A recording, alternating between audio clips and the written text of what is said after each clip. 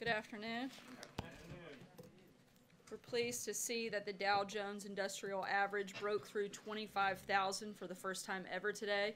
The President's economic agenda of lower taxes, less regulation, and more opportunity for all is already paying off, and American families and workers are the big winners. With that in mind, we have a message from a special guest that I'd like to share with you. With that, I'll ask you to tune into the screens, and then I'll continue from there. Thank you for being with us today. The historic tax cut I signed into law just 2 weeks ago before Christmas is already delivering major economic gains. Hundreds of thousands of Americans are seeing larger paychecks, bigger bonuses, and higher pension contributions, and it's all because of the tax cuts and the tax reform. And I want to thank all of the companies that work so hard to do it.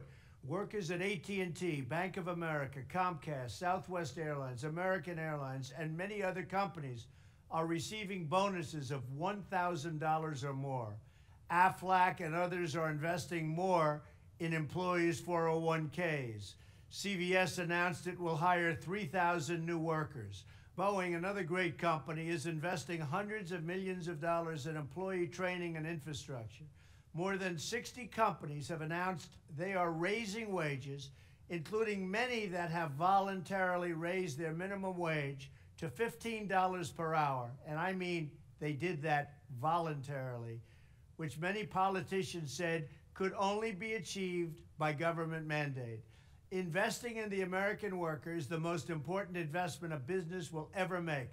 I want to thank all of these companies for putting their tax savings to the best possible use by creating more jobs and higher wages for the American family. These great results are just the beginning. When the dreams of the American people are unleashed, there is nothing, absolutely nothing we can't achieve. We are going to make America great again, and it's happening a lot faster than anyone thought possible. Thank you. Thank you, Mr. President. As he said, this is only the beginning, and we are excited to see the economic growth and optimism continue to soar in 2018. Earlier today, the President hosted Republican senators to talk about responsible immigration reform. He reiterated our view that any action on DACA must come with action on the President's immigration reform principles, which were released last year. These include a physical border wall on the southern border, interior enforcement, which includes more ICE and Border Patrol agents, as well as a crackdown on sanctuary cities, and reforms to our legal immigration system, like ending chain migration and the visa lottery program in favor of a merit-based immigration system. Next week, the President is inviting a bipartisan group of senators to the White House to discuss the next steps on responsible immigration reform and to continue that discussion. And with that, I'll take your questions. Jeff. Sarah, a follow-up on the Steve Bannon issue. Did White House staff, including Steve, have to sign non-disclosure agreements when they came to work at the White House? There's an ethics agreement. Beyond that, I can't get into any additional details. And does the President want to have Steve's support for anti-establishment political candidates going up into the midterm elections? The President wants all Americans' support. He hopes that every American in this country wants to see us do bigger and better things. That's his focus. He's not trying to single out the support from any one individual, but he wants to bring everybody together to move this country forward. That's what he campaigned on, and that's what we've done over the last year, and that's what we're going to continue to do for the next 7 years. Yeah. The White House has said there were false statements in this book. The President's lawyer has said there were libelous statements. Could you just give a few examples of things that have been said in this book that are false, that you would like to set the record straight on? I'm not going to go through every single page of the book, but there are numerous examples of falsehoods that take place in the book. I'll give you one just because it's really easy. The fact that there was a claim that the President didn't know who John Boehner was is pretty ridiculous, considering the majority of you have seen photos, and frankly, several of you have even tweeted out that the President not only knows him, but has played golf with him, tweeted about him. I mean, that's pretty simple and pretty basic. Ages of employees, which would be super easy to fact check, are wrong. Again, there are numerous mistakes, but I'm not going to waste my time or the country's time going page by page talking about a book that's complete fantasy and just full of tabloid gossip, because it's sad, pathetic, and our administration and our focus is going to be on moving the country forward. John? Thanks a lot, Sarah. I read the cease and desist letter that was sent by the president's lawyers to both Michael Wolff and Henry Holt, the publisher of his book, which seeks to stop the sale of his book. Did the president's lawyers share with the president the idea that this is a prior restraint and that prior restraints are generally unconstitutional? I'm not sure about specific details of the conversation between the president and his personal attorneys, but I would refer you to them for questions regarding that matter. Jordan? Does the president believe Sorry, go ahead. in the First Amendment? Does he believe in prior restraints such as the one that's contemplated here? The president absolutely believes in the First Amendment, but as we've said before, the president also believes in making sure that information is accurate before pushing it out as fact when it certainly and clearly is not. Jordan? What's the president's reaction to the growing number of suggestions, both in this book and in the media, that he's mentally unfit to serve as president? The same way we have when it's been asked before that it's disgraceful and laughable. If he was unfit, he probably wouldn't be sitting there and wouldn't have defeated the most qualified group of candidates the Republican Party has ever seen. This is an incredibly strong and good leader. That's why we've had such a successful 2017 and why we're going to continue to do great things as we move forward in this administration. John? Yeah, thank you, Sarah. Two questions. First, the book repeatedly says that the candidate Trump, his family, and the top officials of the campaign did not believe he would be elected. It was the farthest from their mind. You said yesterday you believed in this candidate and felt he would win. Can you name anyone else who said at the time, on the eve of the election, they felt he would win, and did the president himself believe he would not win? Look, as we've stated many times before, go back and look at some of the interviews, specifically Kellyanne Conway. I know she did several leading up to the days just before the election, saying directly that the president can win and would win. I know there were a number of other campaign officials that echoed those same sentiments. The president, the first lady, his family, they wouldn't have put themselves through that process if, one, they didn't believe they could win, and two, they didn't want to win. This was something they were very committed to and have been committed to since taking office, and will continue to do so over the next 7 years. Again, it is absolutely laughable to think that somebody like this president would run for office with the purpose of losing. If you guys know anything, you know that Donald Trump is a winner, and he's not going to do something for the purpose of not coming out on top and not coming out as a winner. It's just, I mean, that's one of the most ridiculous things, I think, the claims in the book. My other question is, tomorrow, can we expect a major personnel change? And I particularly ask, is Gary Cohn going to stay where he is? I have no reason to know of any personnel change whatsoever. Gary has stated he's committed to being here. We just have come off of a very successful win on the tax cut and reform package, which Gary was one of the key leaders of that effort, and we're moving full force ahead into 2018 to make sure we get a lot accomplished. Francesca. Thank you, Sarah. I wanted to follow up on something you said yesterday. The last time that the president spoke to Steve Bannon was early December, at least to your knowledge, you said. So that's one thing. But secondly, the president said today, I don't talk to Steve Bannon. I don't talk to him. So how much were they in contact from the time that he left the White House to that early December call that you mentioned? And also, how close were they when they were in their White House? One of the claims that was made in the book was that he frequently dined with Mr. Bannon unless he was already in bed. The book also says that he had been sidelined by April, which I think goes further to indicate that he had very little credibility to give much information, particularly after that point, which most of the book is based after that time frame. So Again, this book is was he mistake sidelined? after mistake after Was he mistake. sidelined by April, Sarah? Were they not close by the time that he left? I'm not aware that they were ever particularly close. I would certainly say that they've spoken a few times since he left the White House, but it's not like there were regularly scheduled calls or, and certainly no meetings between the two of them. Fred? Thanks, Sarah. This regarding the election commission and the president's tweets that follow that. Does the president on voter ID? Does the president favor a national voter ID? Look, we're still going to continue to review the best way forward. Just because the Election Commission is no longer in existence, we are going to send the preliminary findings from the commission to the Department of Homeland Security and make determinations on the best way forward from that point. And on that, why the DHS instead of DOJ, which would seem to be more of an investigative body on this? That was the agency that was best determined by the administration, and we're moving forward and letting them take over the process. Trey? Thanks, Sarah. 2 questions for you. First, does President Trump see marijuana as a state's issue or a federal issue?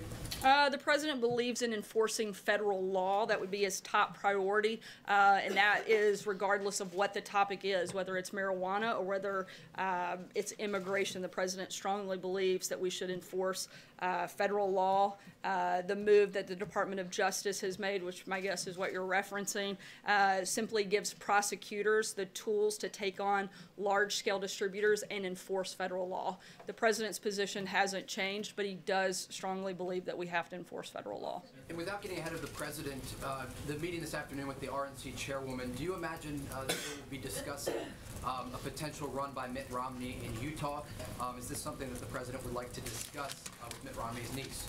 Like you said, I'm not going to get ahead of a meeting that hasn't taken place and try to guess what may be discussed.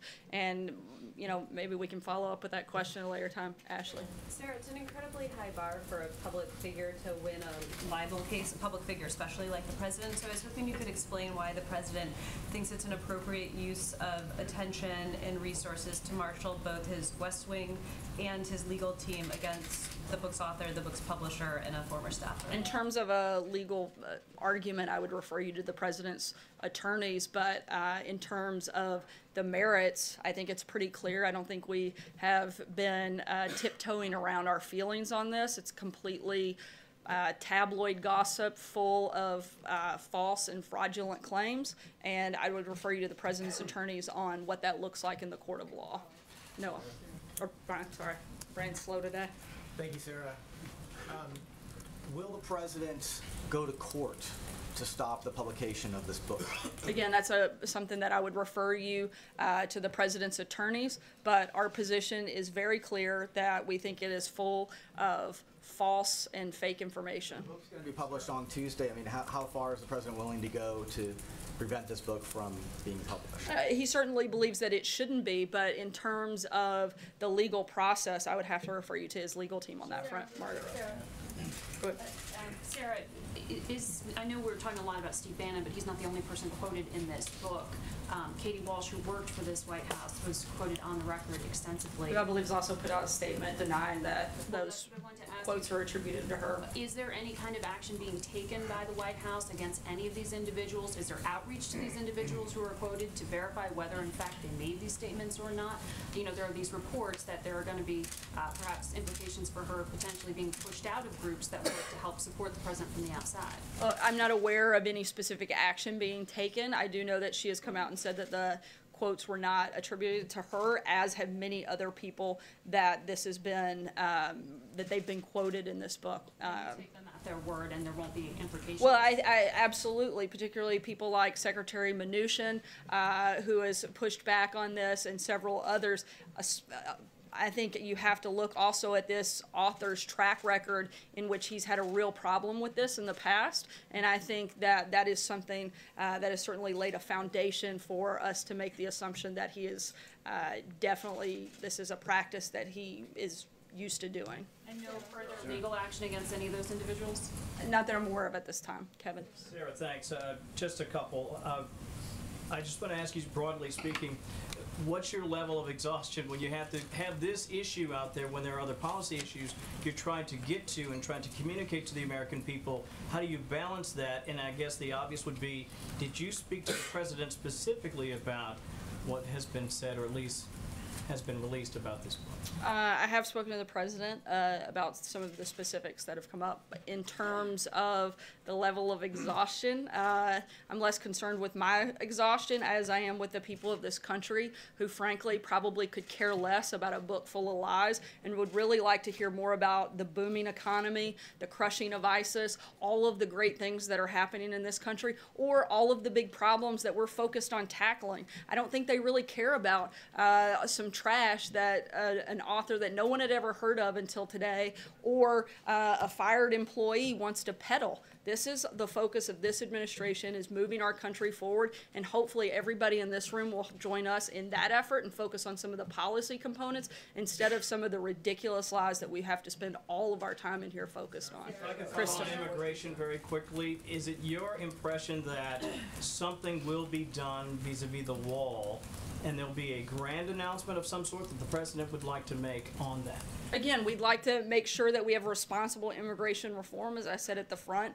We'd like to have a deal where we have DACA as well as those priorities and principles that we laid out last year met, and that's the reason that the president is inviting members from the Democrat Party to come over next week so that we can have that discussion and see if we can move the ball forward in that process. Kristen. Sarah, thank you. As a candidate, President Trump threatened some 20 lawsuits and followed through with 2 of them. So why should Steve Bannon and Michael Wolff be concerned?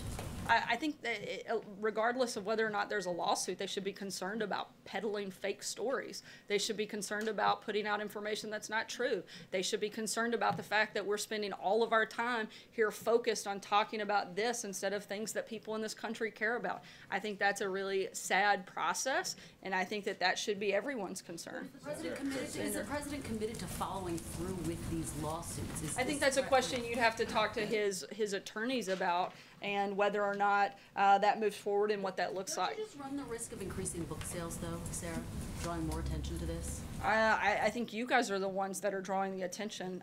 Every question basically that I've been asked has to do with that. It's not like I came out here and read excerpts from the book, so I don't think that I can be responsible for the questions that you asked. In fact, if I tried to do that, I'm sure I would certainly be attacked for trying to, because I did that once and it didn't go over very well. Mike, go ahead. Is the cell phone ban a response to the revelations in this book? Absolutely not.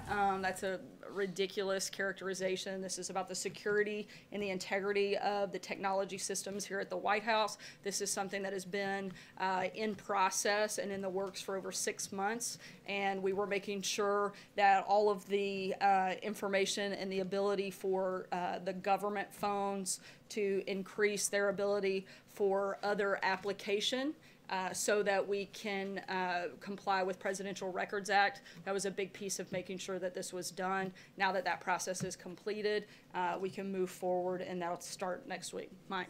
Can you, how would you describe the president's relationship with the Mercer family?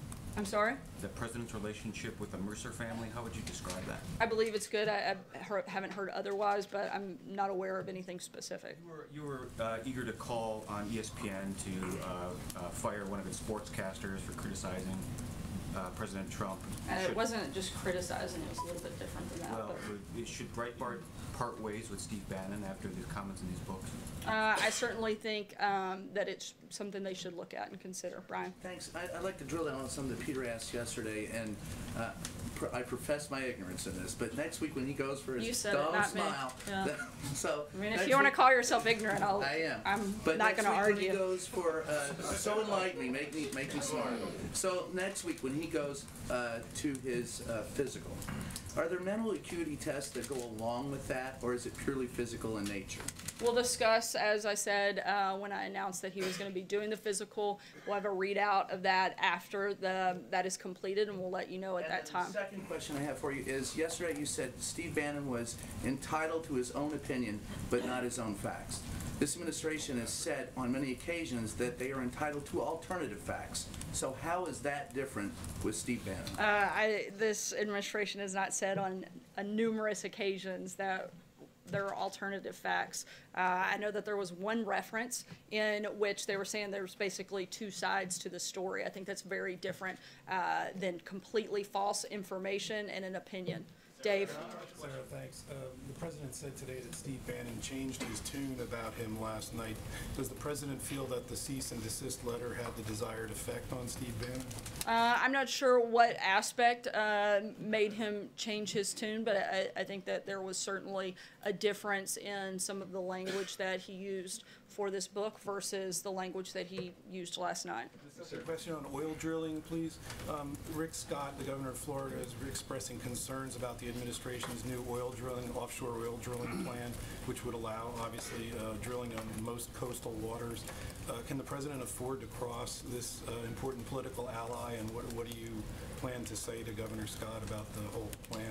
Our goal certainly isn't to cross Governor Scott. We have a great relationship with him. We're going to continue working with him on a number of issues. Just because we may differ on issues from time to time doesn't mean that we can't still have an incredibly strong and good relationship. We'll continue those conversations with him and hopefully all come to an agreement. I'll take one last question. Jim? You were calling the Michael Wolff book a book full of lies. Didn't this White House give Michael Wolff all the access that he wanted?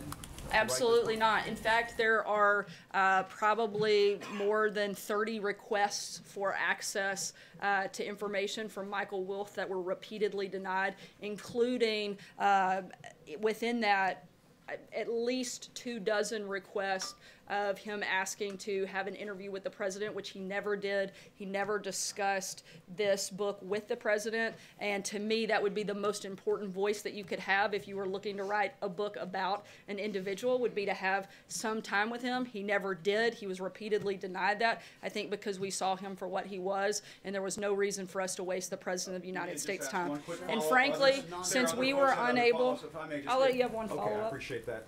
Should the letter from the president's lawyers aimed at Steve Bannon and aimed at the publisher be interpreted as a threat from the United States government, from this administration, to not publish this book? It's not from the United States government. It's from the president's personal attorney, and I think it is very clear what its purpose is, and there's nothing to add beyond that. If you have specifics on that, I would refer you to the president's attorneys. Thanks so much, guys. Will the president finally acknowledge that millions